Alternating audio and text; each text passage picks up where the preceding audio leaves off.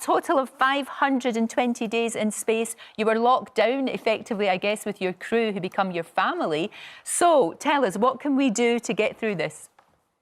Well, I think the first thing is to have the right expectations. My situation was somewhat different in that I knew approximately how long I was going to be in space. It was a year, but I couldn't see the end of it from the beginning, meaning I had to make a kind of a reference frame switch in my mind that this is now my home. This is my mission to be there. You know, I wanted to do a good job. I knew that someday it would be over, but it was my life. And I think that's what people need to realize now. You know, someday we will get past this, but we are all in this together. You know, we are all part of the same crew, the same team, and we have to do everything we can as individuals to benefit all of us. So obviously when you were up there, you had a routine, didn't you, Scott? You knew exactly what you were doing. You were working.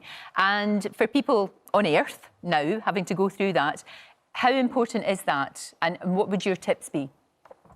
So incredibly important. You know, on the space station, we have this schedule that is very, you know, tightly controlled. We're scheduled even down to like 5-minute periods. And I think that structure of, you know, scheduling work, if you are lucky enough to be able to work from home, to schedule time to take care of yourself. You know, at NASA, we call that self-care. We had time scheduled in the morning and time scheduled in the evening for that. To take care of your environment. You know, on the space station, it is very easy for bacteria to spread inside the space station. And our immune systems, as a result of being isolated, are compromised somewhat. Very similar to the situation that we're in now. So we have to, you know, consider, you know, our apartment, our flat, our houses. You know, that is our space station. We need to take care of it because in this situation, we do potentially have compromised immune systems from being isolated. So, you know, schedule those things. Schedule time to be with your family, time to connect with people, you know, outside of your environment. I did that, you know, on a daily basis, video conferences on the weekends. Exercise is important. Getting outside and getting an appropriate amount of light if you can. You know, all these things together will make the days go by quicker. And it'll also help us fight this virus. Well, Scott, when you were on your space station looking down at the planet, it would have seemed very small. It feels very small now in that this virus has come along. Unlike a conventional war that might affect parts of the world, this has hit everybody, every country, everywhere. Every person's impacted by it. The world seems as small as you would have seen it. What do you make of this? So you're right, Piers. When you do look at the Earth, you see the Earth without political borders. We do look all very much more interconnected and part, you know, of the same environment from space, which is a great thing. But it wasn't until now with this pandemic that I realized just how interconnected we really are, you know, in some cases for better, but also in some cases for the worse. And things that are happening on the other side of the world with how much, you know, international travel we have can easily show up in, you know, in our countries very, very rapidly. And as we're seeing, cause pretty intense destruction. Very much so. And it shows you, I mean, I would imagine you've been so lucky to see that view, but the Earth must look so incredibly fragile. It does. I mean, the atmosphere is incredibly thin. It's almost like a film over the surface of the planet.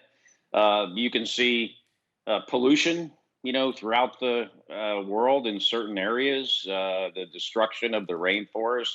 I mean, you know, we have a significant impact on this, you know, on this planet. And I hope this virus is not the planet fighting back, because you know, that would not be a good thing. There was a very moving thing I read, actually, Scott, on that issue, where because someone like Wuhan, where this started in China, a big city, 12 million people, locked down for several months.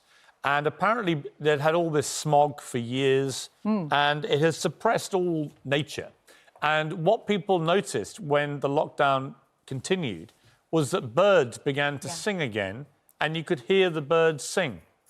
And that was an extraordinary thing for the people of Wuhan to suddenly hear birds singing again. And I would imagine that kind of thing is getting replicated around the world, where we're clearly currently polluting massively less than we would have been. And nature is beginning to respond to that. Earth is healing herself, maybe. You know, I think this is a reminder, you know, how much, you know, as the, you know, preeminent beings on this planet, how much control we do have over the environment and how we have to, you know, take better care of this earth, because, you know, if we don't, we're not going to survive as a species. It's very true. I just wanted to ask you one thing, because right now there's going to be a lot of families who are cooped up together, and that's going to be quite unusual for them. You were cooped up with your friends and your crew for a long, long time, way over a year. How did you stop fighting with them, or just keeping calm and not getting aerated? So one thing I think people need to recognize is that everyone's going to handle this situation differently.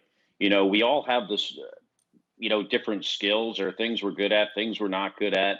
And to recognize in some cases, and this is the case with astronauts, I mean, we're not all created equal. We're not all the same. We're different. And to recognize, you know, in your crew, which is, you know, your team, the people you're in quarantine with, you know, try to help each other out, try to help each other, you know, rise up if you can, but understand we will all handle this differently. I think it's important that we recognize that we're all vulnerable. You know, we speak out when we, you know, are feeling down and depressed, or things are bothering us. I think it's very important in that environment to let people know, hey, you know, this is kind of bothering me, and we need to find a solution, because if you wait and you sit on it, it's going to just blow up, and that's not a good place to be.